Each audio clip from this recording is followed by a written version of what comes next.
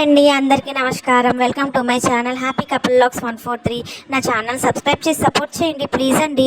ఈరోజు మనం చాలా టేస్టీగా అలాగే ఆరోగ్యానికి ఎంతో మంచిగా ఉండే ఒక సాంప్రదాయ స్వీట్ తయారు చేస్తున్నాం.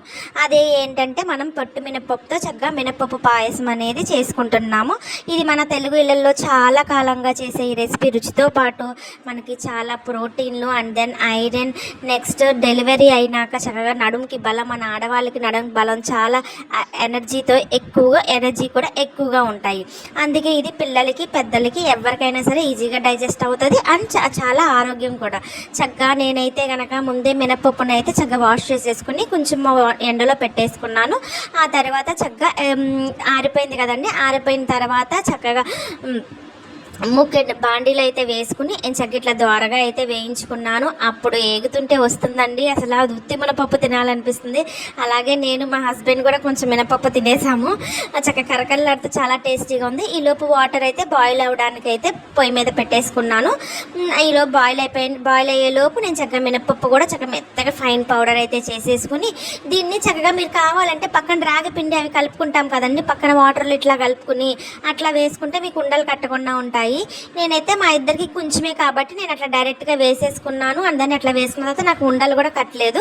మీరైతే అట్లా పక్కన వేసుకోండి. నేను చక్కగా వేసి చక్కగా అట్లా కదుపుకుంటూ చక్కగా దగ్గరుండి మాడిపోకుండా దగ్గర పడే వరకు చక్కగా మనం కదుపుకుంటే కింద అడుగంటకుండా ఉంటుందండి. అడుగంటకుండా వీళ్ళు దగ్గరికి పడే వరకు చక్కగా వచ్చే వరకు అయితే వేసుకుని నేను బెల్లంతో అయితే చేసుకున్నాను.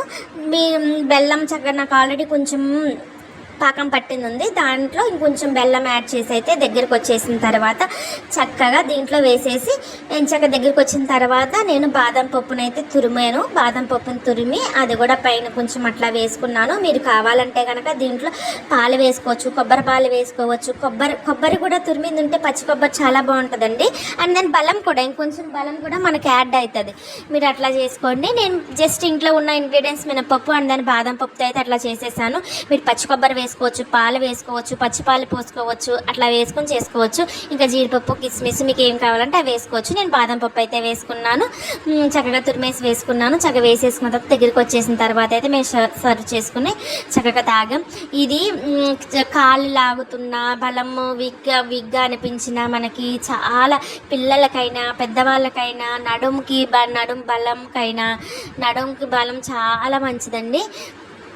ఇట్లానే మీరు హెల్దీ రెసిపీ కోసం నా వీడియోస్ చూస్తూ నాకు సపోర్ట్ చేయండి. ఇలాగే నేను చేసే రెసిపీస్ అన్నీ మీకు షేర్ చేస్తూ ఉంటాను.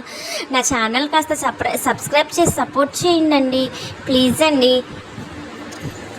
ఇట్లా చూసారా చక్కగా దగ్గరకు వచ్చేసింది. అండ్ తర్వాత నేను ఆల్రెడీ పాకం పట్టుకున్నది కొంచెం ఉంది కదా, దాంట్లో యాలకులు అయితే ఉన్నాయి. అందుకోసం నేను యాలకుల పొడి అయితే సపరేట్గా ఏం వేయలేదు. దాంట్లో ఉంది కొంచెం బెల్లం వేసా, నాకు సరిపోయింది. మా అమ్మ అది కొంచెమే చేశాను కాబట్టి చక్కగా వేసి చూసారా చక్కగా చక్కగా పొంగు వస్తుందో అట్లా చక్కగా దగ్గరుండి కదిపితే అడుగంటకుండా చక్కగా అట్లా దగ్గరికి వచ్చేస్తే బెల్లం వేసిన తర్వాత చక్కగా ఆఫ్ చేసేసి అయితే సర్వ్ చేసుకుని మేమైతే తాగాము. టేస్ట్ కూడా అండి అసలు అరోమా ఉంది, ఎంత టేస్ట్గా ఉందో. అయితే మేము కొంచెం స్వీట్ తక్కువ తింటాం కాబట్టి నేను కొంచెం స్వీట్ వేసుకున్నా, మీరు తగినంత స్వీట్ అయితే వేసుకోవచ్చు. మీరు మీ ఇంట్లో తినే స్వీట్ బట్టి వేసుకోవచ్చు. చాలా మంచిలాగే చేసుకుని అయితే కనుక మేము వీక్లీ వన్స్ లేకపోతే 10 days వన్స్ ఒక 3-4 times అయితే చేసుకుని తాగాము. కాళ్ళు లాగడం అది కొంచెం స్ట్రాంగ్నెస్ అవి తెలుస్తుందండి, హెల్త్ చేంజెస్ అయితే తెలుస్తుంది. అండ్ నేను పొట్టు మినపప్పు అన్నిటికీ వాడతాను. నా వీడియోస్ కూడా చాలా చేశాను దాని మీద. ఇట్లానే మీరు ట్రై చేస్తే కనుక ఎలా ఉందనేది కామెంట్ సెక్షన్లో చెప్పండి. Thank you.